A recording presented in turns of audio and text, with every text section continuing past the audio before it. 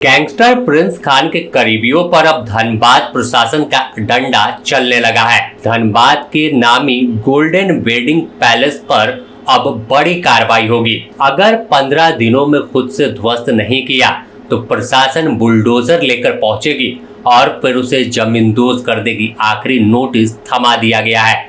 बता दें कि पूरा मामला अवैध निर्माण से जुड़ा है। बताया जा रहा है कि नगर निगम क्षेत्र के भूली बाईपास रोड आरा मोड़ स्थित गोल्डन वेडिंग पैलेस को नगर निगम में अवैध निर्माण करार दिया है।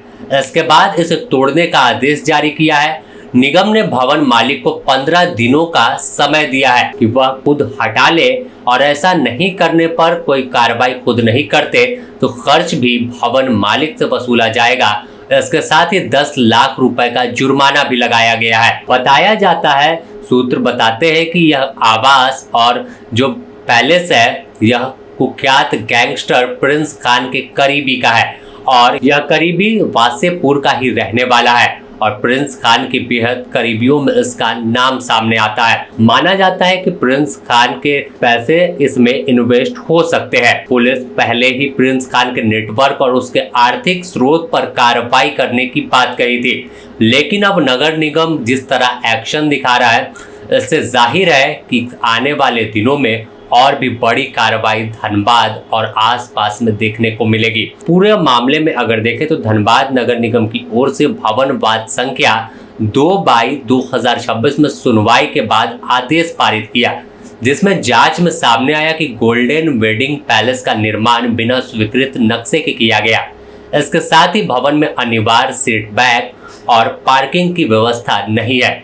वर्तमान में इस भवन का इस्तेमाल मैरिज हॉल के लिए किया जाता है। नगर निगम के मुताबिक स्वामी को कई बार अपना पक्ष रखने और जरूरी दस्तावेज जमा करने का मौका दिया, लेकिन हर बार वैध स्वीकृति से जुड़े दस्तावेज पेश नहीं कर सके। सुनवाई के बाद भवन मालिक ने भी स्वीकार किया कि भवन का नक्शा पास नहीं कराया गया था।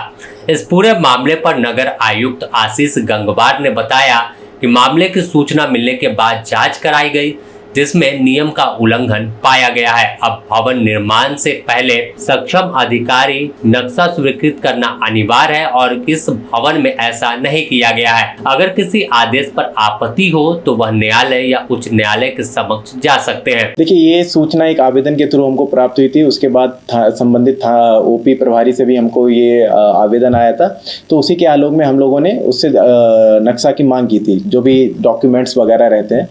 तो उनसे जब मांग की गई तो उन्होंने अपना ओनरशिप वगैरह दिखाया कि हमारे पास, चूँकि वो जैसा दस्तावेज का करके पता लग रहा है कि वो ट्राइबल लैंड थी और उन्होंने उसको लिया था। खैर, चूँकि ओनरशिप धनबाद नगर निगम का काम नहीं है, हम लोग को मेनली नक्शा से ही काम था।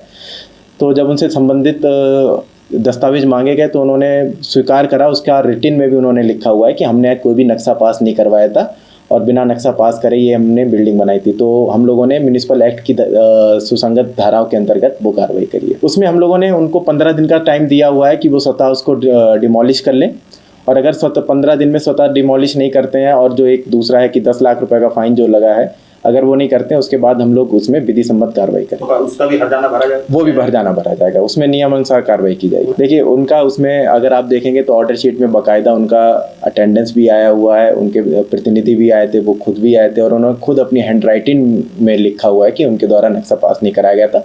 बाकी वो अदर अपील कर सकते हैं, वो ऊपर जाके हायर अथॉरिटीज़ पे जाकर अपील कर सकते हैं, कोर्ट्स में जाके अपील कर सकते हैं, पर ये उनको प्रॉपर 2 महीने का प्रॉपर टाइम दिया गया था, उसके बाद ये कार्रवाई। तो माना जा रहा है कि यह धनबाद में सबसे बड़ी कार्रवाई होगी कि लाखों करोड़ों रुपए से बना एक पैलेस अब जमींदोज हो जाएगा।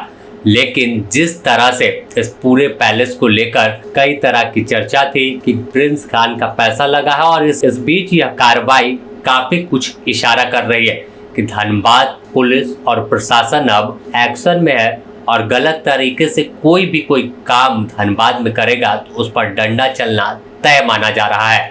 धनबाद से नीरज की रिपोर्ट।